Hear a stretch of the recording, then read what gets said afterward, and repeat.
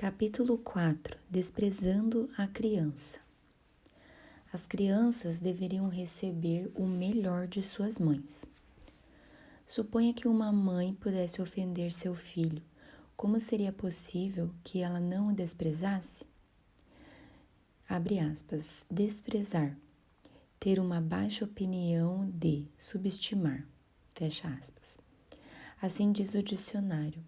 E como uma questão de fato, por mais que possamos nos deleitar nelas, nós crescemos pessoas que têm uma opinião extremamente baixa das crianças.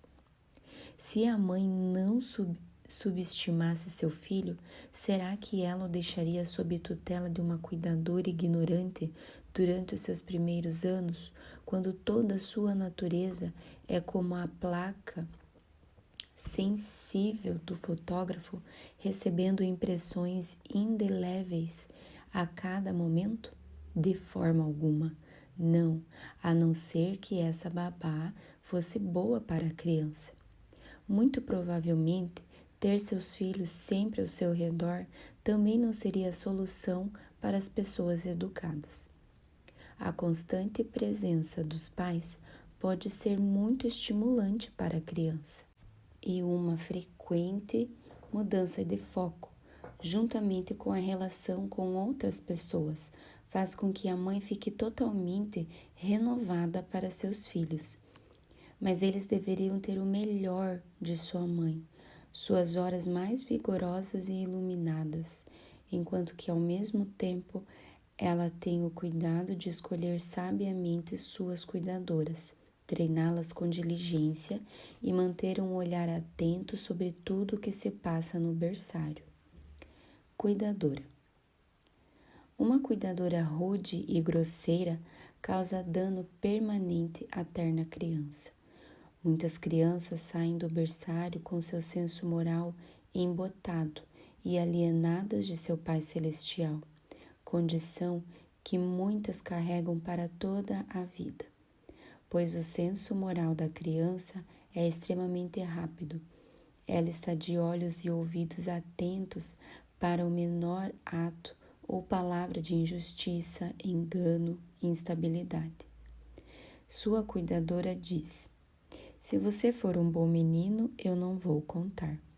E a criança aprende que as coisas podem ser encobertas de sua mãe, que deveria ser como Deus para ela, conhecendo todo o bem e o mal que pratica. E não é como se a criança notasse os deslizes de seus superiores com aversão. Ela sabe o que é certo, é verdade. Contudo, ela ainda não confia em suas próprias intuições. Ela molda sua vida a qualquer padrão que lhe é proposto, e com a sombra fatal da natureza humana sobre ela, ela está mais disposta a imitar um mau padrão do que um bom. Dê-lhe uma cuidadora grosseira, violenta e falsa, e antes que a criança seja capaz de falar claramente, já terá aprendido essas disposições. Os erros das crianças são sérios.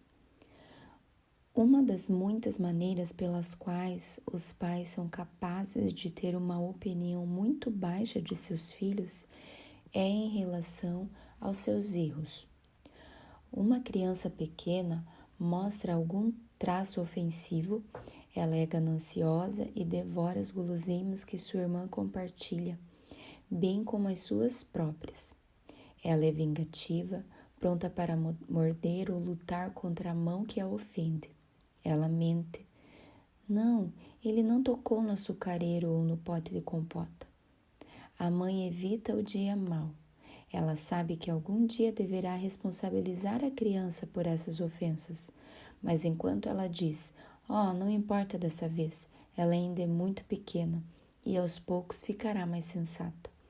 Para pôr as coisas de forma clara, que dias felizes essa mãe traria para si mesma e para seus filhos se mantivesse sua vigilância ao invés de deixar as águas correrem.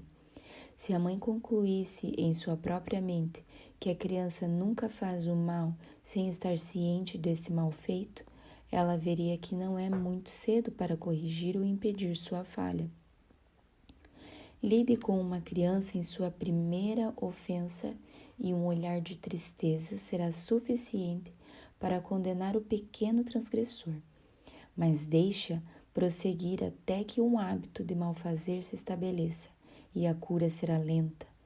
Então, a mãe não terá descanso até que tenha formado nela um hábito contrário de bem fazer. Rir de um temperamento ofensivo é deixá-lo passar, porque a criança pequena é como semear vento. Pergunta para uso dos estudantes. 1.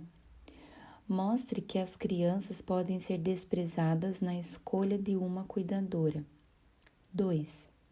Mostre que as crianças podem ser desprezadas quando suas falhas não são levadas a sério.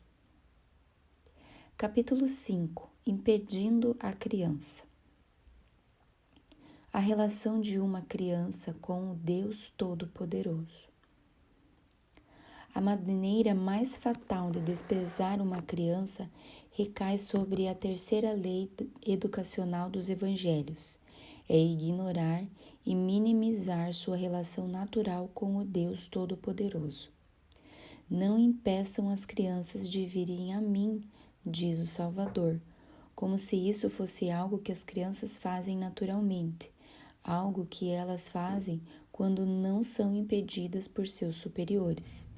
E talvez não seja um exagero acreditar neste mundo redimido em que, como o bebê se volta para sua mãe, embora não tenha poder para dizer o seu nome, como as flores se voltam para o sol, assim os corações das crianças se voltam para o seu Salvador, e Deus com prazer e confiança inconscientes. Teologia do berçário. Agora, escute o que se passa em muitos berçários. Deus não ama você, seu menino terrível e levado. Ele o enviará para um lugar terrível e mau, e assim por diante. E este é todo o ensinamento prático sobre os caminhos de seu amado Todo-Poderoso, que a criança recebe. Durante todo o dia, sequer uma palavra de como Deus ama e valoriza os pequeninos preenchem as suas horas com deleite.